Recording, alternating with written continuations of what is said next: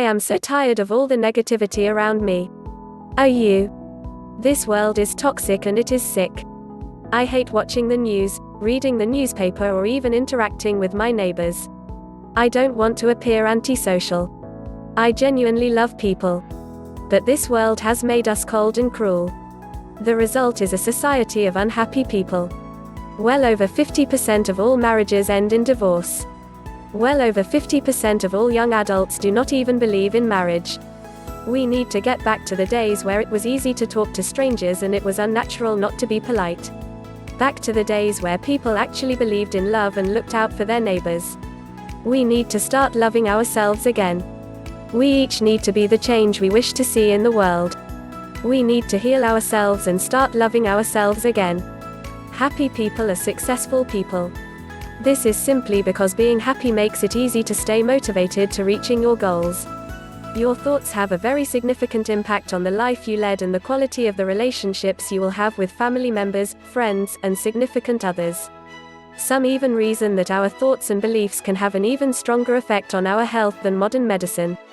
Consider these examples. A middle-aged man dies a day after his doctor diagnosed him with cancer, even though his autopsy revealed he was misdiagnosed. Many women who are desperate to have a child will begin to have real symptoms of a pregnancy, such as cravings and an increase in the size of their breasts, despite the fact that they are not actually pregnant.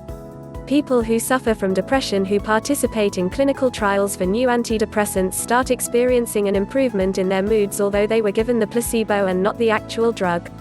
That being said, it has been scientifically proven that you can improve your health, career, and relationships simply by improving the way you think about yourself and the world around you. This is a lot cheaper than paying for sessions with a therapist or paying a divorce lawyer. This book is intended to help you heal yourself of all the scars and the influence of all the negativity around. I guarantee that learning to rid yourself of the pain of this world will drastically improve the quality of your life from this point forward.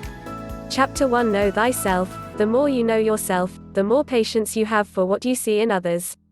Erik Erikson. Knowing who you are is a very crucial aspect of healing yourself.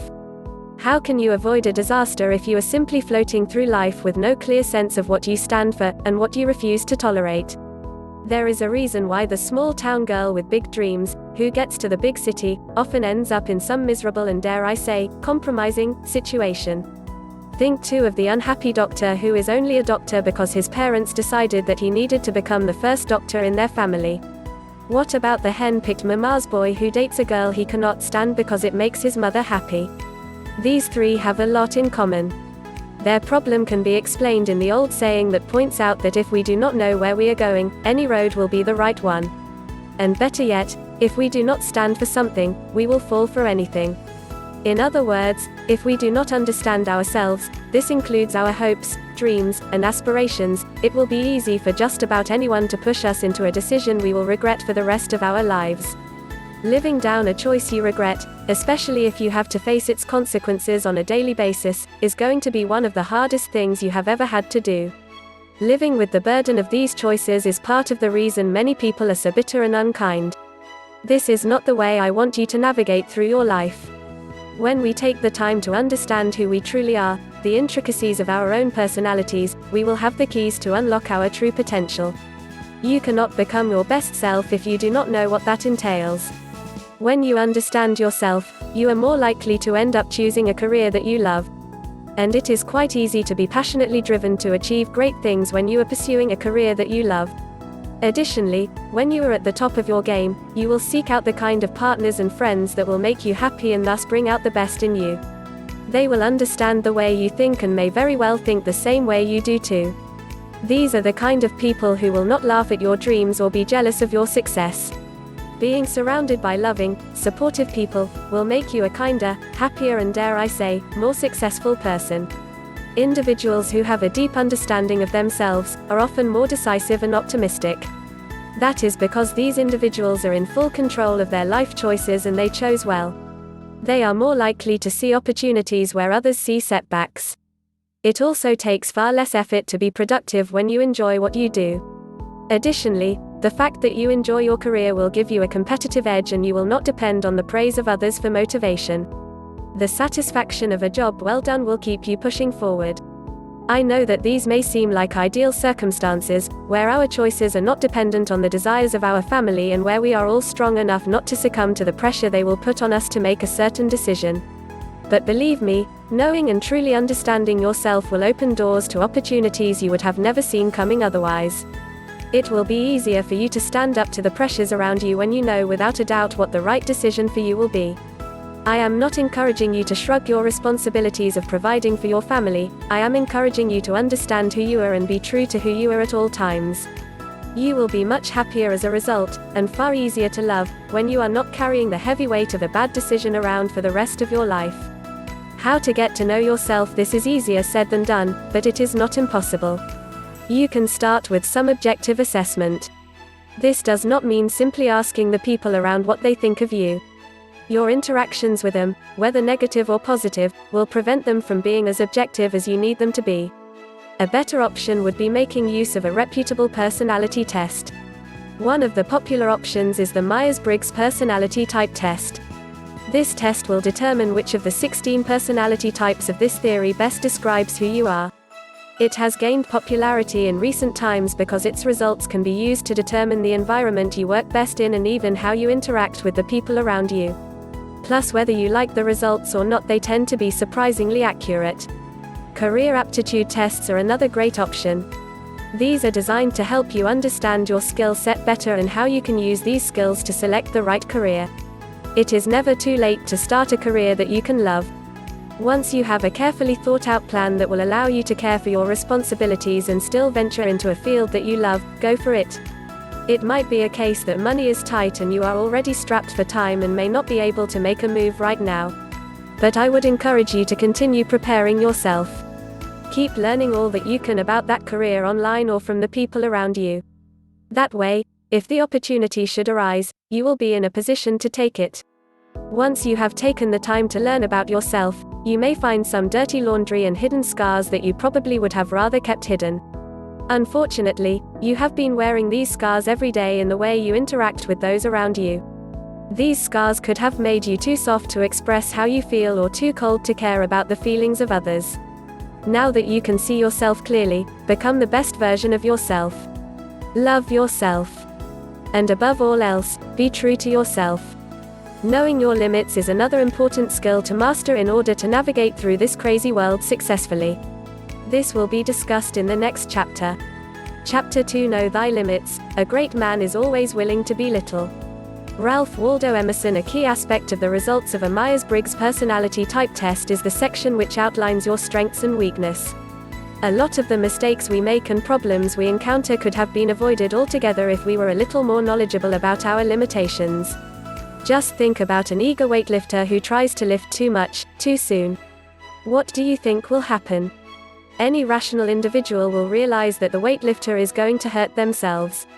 Some will argue that this illustration is encouraging us to limit ourselves, and if we do, and stop pushing ourselves, we will never know our true potential. There is no limit to what you can achieve if you set your mind to it, and sometimes you will never know how strong you are until you try. You need to, however, ensure that reason and logic prevail when reaching out to achieve your goals. If you have never lifted 100 pounds, maybe starting with 20 pounds today would be a better idea. There is nothing wrong with thinking big, but I would encourage you to start small and work your way up. In essence, I am encouraging you to be modest in your expectations. Modesty will not only help you to avoid setting unrealistic expectations, it will also help you to set realistic time frames to achieve your goals. Many people become frustrated when they reach a certain age and have not achieved a certain goal. But just consider the contrast between Mark Zuckerberg and Colonel Sanders. Mark Zuckerberg founded his Facebook empire in his early 20s, but Colonel Sanders did not become the founder of Kentucky Fried Chicken, KFC, until he was in his 80s. Both men are considered highly successful, but each achieved success at different times. Maybe it's just not your time, or maybe you are just not in the right industry. As highlighted in Chapter 1, choosing a career in a field you love will help you to stay motivated and become successful. This theory is demonstrated in the lives of both of these men. Their success was as a result of a passion for something they loved. A modest approach to life will also help you to avoid comparing your achievements to those of other people. Some people hit the ball out of the park on the first try, and there are others who have to work their way up the ladder. Some will get married right out of college, others will have to wait a few years and kiss a few frogs before they find the right person.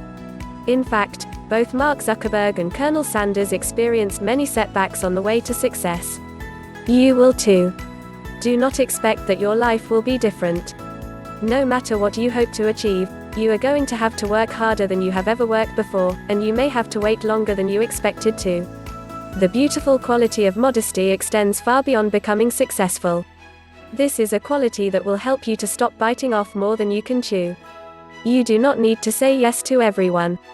This applies both to your personal life and at work. Don't agree to unreasonable deadlines because you want to impress your boss, unless you are 100% sure you will be able to complete the task. If you have been given an assignment, and you are unsure about how to get it done, do not be afraid to ask for help. If you work a full-time job and have a family to take care of, don't commit to too much at your child's school. Know thy limits. This applies to your time, energy, emotions, and skills. Modesty works hand in hand with honesty. The next chapter will explain you can heal yourself and improve your life by means of this quality as well. Chapter 3 Be honest. Honesty is the fastest way to prevent a mistake from turning into a failure.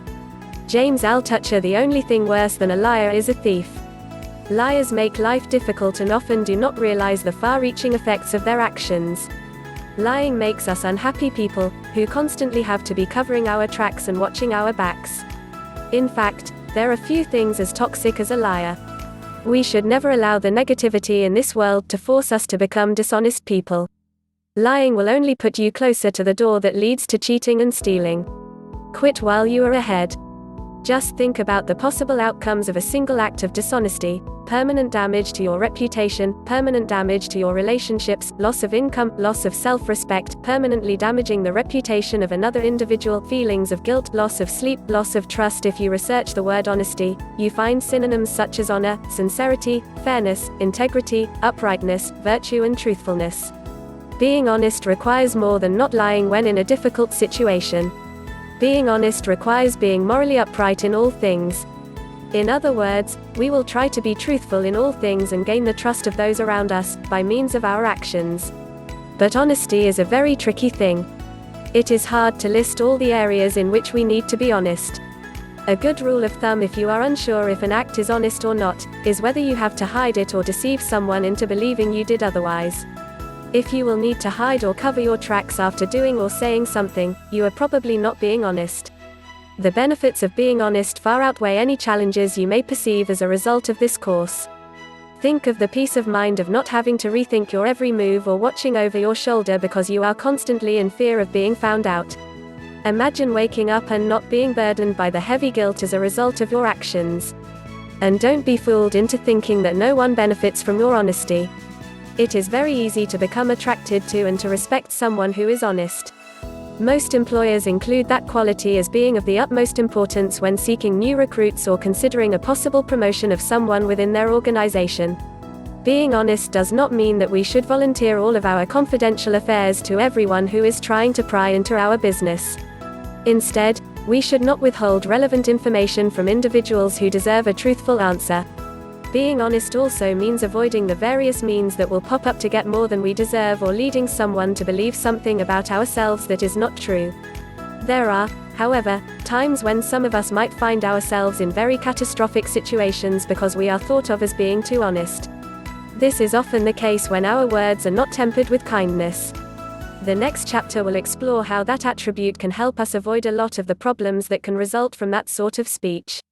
Chapter 4 Be kind. Kindness is the language which the deaf can hear and the blind can see. Mark Twain Being kind means being warm, considerate, gentle and friendly. To get a friend, you must be a friend. Even more cliché is the saying, birds of a feather flock together. If you want to attract happy, supportive people into your life, you need to be that kind of person. Why would anyone want to be around you otherwise? As the wise Maya Angelou highlighted, long after the memory of the interaction has faded, people will remember how that interaction made them feel. When we are unkind, we make the lives of those around us much harder than it has to be. We make them feel unloved, underappreciated, and isolated when we are mean or unpleasant. Would you want anyone to treat you that way? Would you enjoy such harsh treatment? Don't you think treating people that way at work, at school or in your own home, makes your life a lot harder than it has to be as well? Kindness fosters a spirit of cooperation, even among people who do not really know each other. Surrounding yourself with people who are willing to work alongside you is far easier than trying to conquer this world alone. Being unkind envelopes a wide variety of actions. Our words are the most common form of unkindness. Being harsh, condescending or even abrupt, can be interpreted as unkind. Using your words to put others down and elevate yourself is not only unkind, it is also a very selfish act, that often causes more harm than good. A key aspect of kindness is being polite. Let us take some time to learn more about this beautiful quality. Why be polite? Being polite is really not as hard as some people make it seem. While it is true that being polite is becoming increasingly difficult as a result of the negative attitudes of the people around us, it is not impossible. Being polite might inflate the ego of these individuals, but our being polite is not a reflection on them.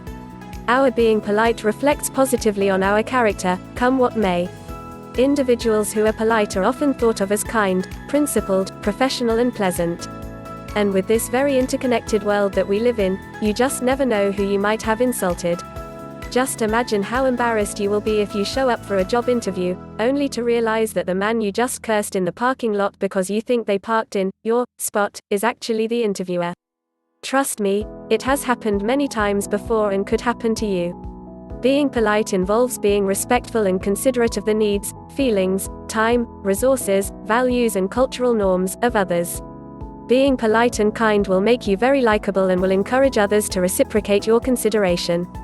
Another benefit of being polite is that it will make it very easy for you to gain the respect of those around you. Even if they do not instantly change their behavior, they will be forced to respect you and your standards. Eventually, they may change for the better as a result of your efforts. Wouldn't life be much easier if we all had jobs in which our employees, subordinates, and colleagues all treated us with respect? Respect has to be earned, and being polite is one of the easiest ways to earn it. How to be polite and kind. 1. If you have nothing kind to say, don't say it, post it on social media or even think it. Even words that are whispered to a friend have been known to turn around and bite you. 2. Don't be stingy with greetings and salutations. If you enter a room, pleasantly greet all present. When you are leaving, kindly excuse yourself. And if you are greeted, respond warmly and with a smile. 3. Do not criticize the efforts of others, especially when it is obvious that they tried very hard to accomplish a particular task. If you must offer some constructive criticism, sandwich it with some genuine commendation. 4. Be appreciative of the efforts of others. Even if what is presented is not to your liking, there is no need to make it known. 5. Try to learn a little about the cultural norms and beliefs of those around you. You do not have to share their views, you simply need to know enough not to unintentionally offend them. It is also most polite to allow them to freely express these views, without fear of being disrespected. You can always agree to disagree. 6. You do not always have to insist on things being done your way. Give someone else a chance to shine every now and then. 7. Don't monopolize conversations by speaking only about yourself and your accomplishments. Show personal interest in others by asking them about themselves and actually listening to what they have to say. 8. When someone is speaking to you, give them your full attention. Stop walking, typing or whatever else you are doing, and make eye contact. If you are busy, politely pause, evaluate how lengthy the conversations needs to be, assure them that you value what they have to say, and then arrange a more suitable time to continue. Chapter 5. Be forgiving. The weak can never forgive. Forgiveness is the attribute of the strong. Gandhi. It is not easy to forgive. The very existence of the need to use the word implies that we have been hurt in some way. Forgiving a grievance, whether real or imagined, will be one of the best gifts you can give yourself. This is so whether you believe the individual deserves such kindness or not. When we refuse to forgive, we become resentful. Holding on to resentment is like drinking poison, and expecting the individual that wronged us to suffer. It can also be compared to inflicting wounds on our own bodies, and expecting someone else to feel the pain. This logic is not only riddled with flaws, it is also quite dangerous. Resentment can easily become hate, and hatred is a very ugly thing. But why do we find it so hard to forgive? If forgiving someone who hurt us will be so beneficial, why does the very idea of letting go of the hurt make us feel so uneasy? The real problem lies in the fact that none of us want to continue reliving the horror of whatever wrong was done to us. But as we continue to think about how badly we were hurt, we unconsciously begin to think about making the individual pay for what they did. Our flawed sense of justice often compels us to believe that if we hold on to all the pain that was caused and refuse to let it go, we will be getting the justice we deserve. This is especially so when the individual does not appear to be sorry for what they have done. Unfortunately, we cannot force the individual to become a better person by resentfully withholding our friendship or kindness from them. We are only hurting ourselves as we force our minds to relive the pain over and over again. While we are angrily storming through life with the heaviness of resentment in our hearts, our countenance, our speech, and our mood will be adversely affected. Despite the fact that we may have been wronged by one or maybe a few individuals, everyone around us will begin to be affected. Resentment often causes us to be irritable, depressed, and generally very unpleasant. And to make matters worse, it is often the people we love and not the people that wronged us, who will end up suffering as a result of what took place. The weight of resentment has also been known to affect our memory, productivity at work, ability to perform routine tasks, ability to focus, and even our sex drive. Being bitter and refusing to forgive has also been linked to weakened immune systems, poor heart health, and even high blood pressure. As you can see, refusing to forgive will never prove beneficial. But what exactly is forgiveness? Is it simply forgetting what took place? Does forgiveness means we simply pretend that nothing happened? Nope.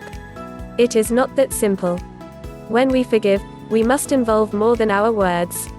We must change how we think and feel about the individual. It is as if we are allowing them to start with a clean slate all over again. You refuse to allow the situation to cause you or the parties involved to hurt you any longer. This requires a high level of emotional intelligence, self-control, and love. Forgiveness is not just letting them off the hook for what they did, it is allowing those involved to stop dwelling in the past and move on to more important things. Forgiveness means that you fill yourself with love, and you radiate that love outward. You need to refuse to hang on to the venom or hatred that was engendered by the behaviors that caused the wounds. Wayne Dyer becoming that enraged as a result of someone else's actions, and allowing yourself to remain upset over what took place for an extended period of time, is really giving the individual the keys to your happiness. It is as if you are allowing that individual to control you, and they will continue to control you until you muster up the courage needed to forgive them. Forgiveness is also beneficial because it often results when we become aware of our own faults. It becomes easier for us to forgive when we remember that we too have had to ask for forgiveness many times. Contrary to what we may believe, we are not perfect. We sometimes hurt the people around us, even the ones we love, without even realizing it. When we refuse to harbor resentment and practice forgiveness, it will be easy for those around us to forgive us when we err. Here are a few reasons why it is beneficial to practice being forgiving. You will be a lot happier and in a much better mood, you will sleep better at night, you will not jeopardize your job by not being productive, you will not jeopardize your relationship with your significant other or your family, you will learn greater self-control and self-awareness, you will enjoy greater peace, you will gain the respect of those around you, you will no longer feel the pain of the damage that was done, you will experience less anxiety, your self-esteem will increase as you observe your own personal strength. What forgiveness is not. Being forgiving does not mean you have to be a pushover and allow yourself to be hurt over and over again. While you will let go of any grudge that you may have against the party or parties that wronged you, you certainly do not have to put yourself in a position for you to be hurt that way again. It is perfectly acceptable to be a little more cautious now that you have seen what these people are capable of. But please be very careful. In the case of minor offenses, which are those that were not purposefully malicious, do not make the mistake of assuming that the act represents who the person is. Please remember that we all make mistakes, and we too have caused someone else pain. Forgiveness is also not an opportunity for revenge. Declaring that you have forgiven someone is not a proclamation that you now have the upper hand.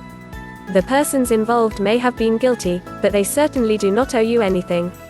Even if they do not apologize, you have still gained quite a lot by extending this peace offering, and letting go of the bitterness that once consumed you. Remember that by being forgiving, you are doing yourself a favor. While they might benefit as a result of your decision, forgiving them is actually a gift to yourself.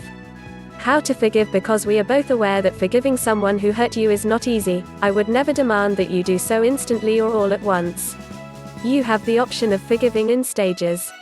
Gradually letting go of your resentment towards the individuals who have wronged you will ensure that you have enough time to root out any trace of the bitterness you have towards them out of your mind and heart.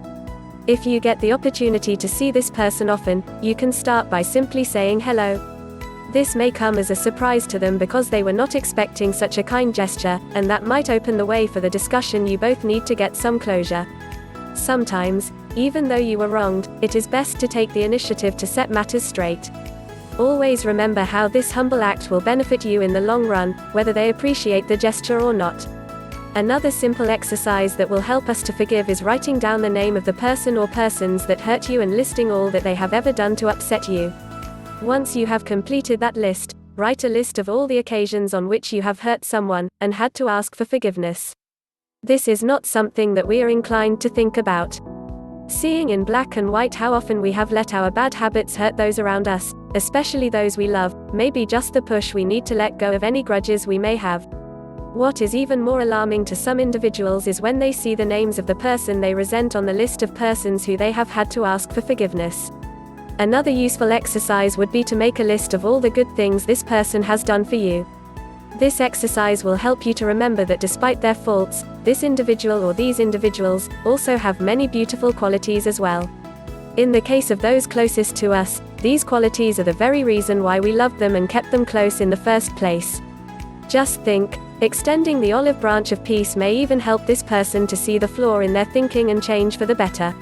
You would have made the world a better place by helping just one individual to become a better person. Such kindness does not go unnoticed, or without reward. It takes a very strong person to be forgiving.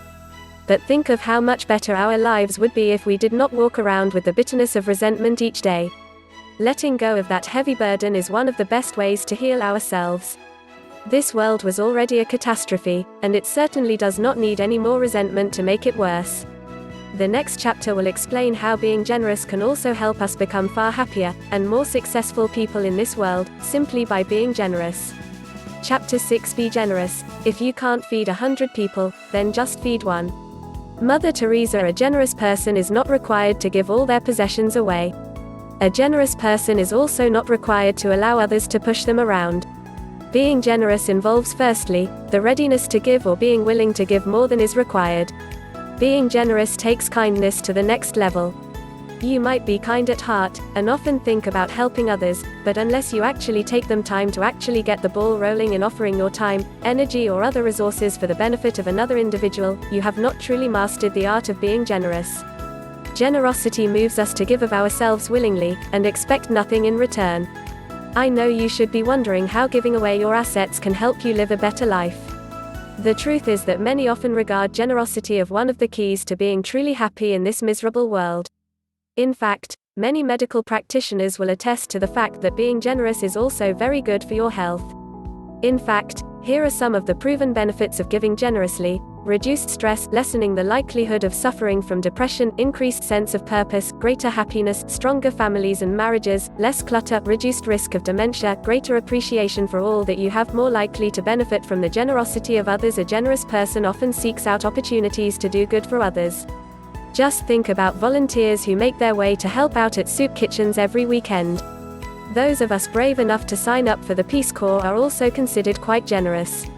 But simply helping an elderly lady with her grocery bags, or stopping to allow a child to cross the road, can be considered generous. This kind of concern for others proves beneficial because it forces us to focus on the needs of others instead of on our own problems. Anything that minimizes the effect of our problems, whether in our relationships or even financially, will have a direct effect on our health. Being generous protects us from all the cynicism and narcissism that makes it so hard to navigate our way through this world. I would, however, encourage you to be cautious as you endeavor to be more generous. Be very careful of the way in which you demonstrate your generosity. Please be especially careful when being generous to members of the opposite sex. If you are already taken, and you don't want to send the wrong impression, avoid gifts or favors that are personal in nature. A personal gift is anything related to one's body. Perfume, for example, would be considered a personal gift. Please also bear in mind that your own safety may come into play when being generous. Many people have gotten robbed when asked by a seemingly homeless person to give some money. Reaching into your wallet or bag, and revealing where your cash is kept, and how much cash you have, is a bad idea, no matter how needy the person may appear to be. A safer option would be to let the person know that you will return with a gift. I would strongly suggest that you go to a secure location, one that is away from prying eyes, and package everything that you would like to donate to this individual in advance. My final word of caution is that you need to feel out the person before being too generous. Some people like spontaneity and others prefer if you first ask them if they need your help. Even the best of intentions can put you in awkward situations if they are not executed correctly.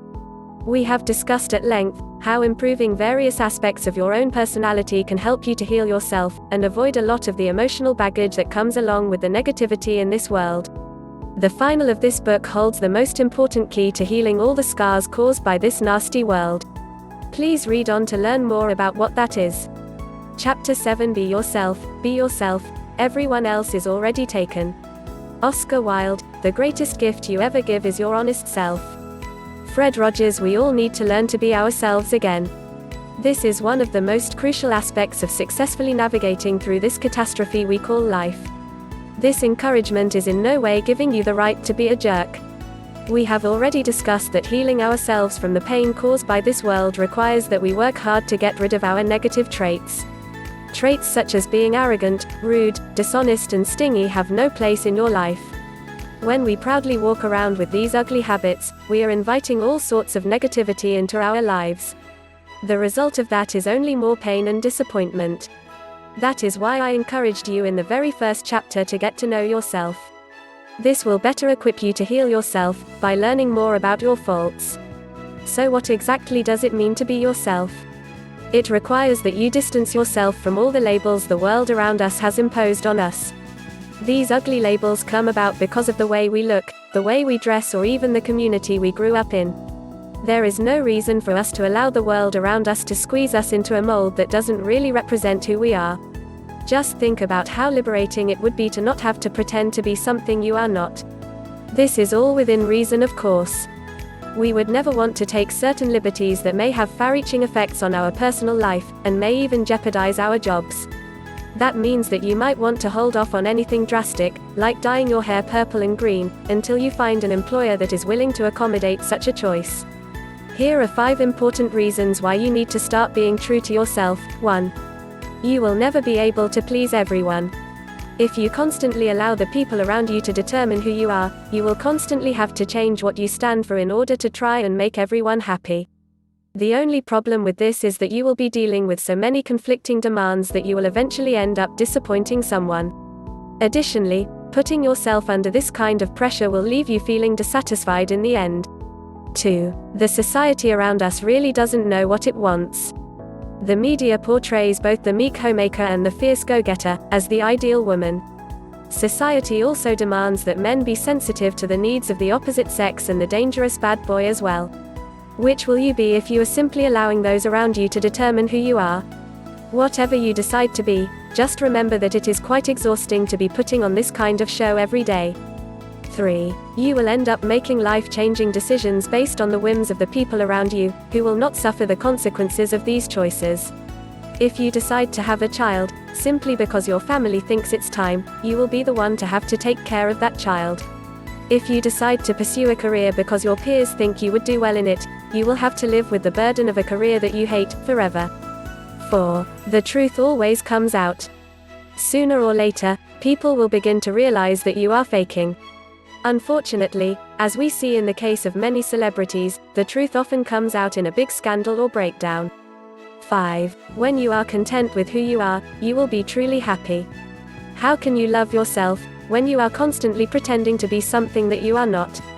When all is said and done, you need to take control of your life if you want to see real improvements. You cannot expect different results if you are not bold enough to make drastic changes. And the time for those changes is now. Conclusion: I hope you have benefited from this book. By benefit, I mean that I hope you have decided to make some much-needed changes. Progress may be slow at first, but you will never regret the decision to change yourself for the better. Every step, no matter how small, is a step forward, and can thus rightly be viewed as progress. The universe has a way of rewarding the good in us and helping us to find the good in others. By now, you should have realized that the secret to healing ourselves, and successfully navigating through the catastrophe of life, lies in our hands. Unless we acknowledge our own faults, and actively work to try and improve on them, our lives will never get any better. As human beings, our greatness lies not so much in being able to remake the world, that is the myth of the atomic age, as in being able to remake ourselves. Mahatma Gandhi.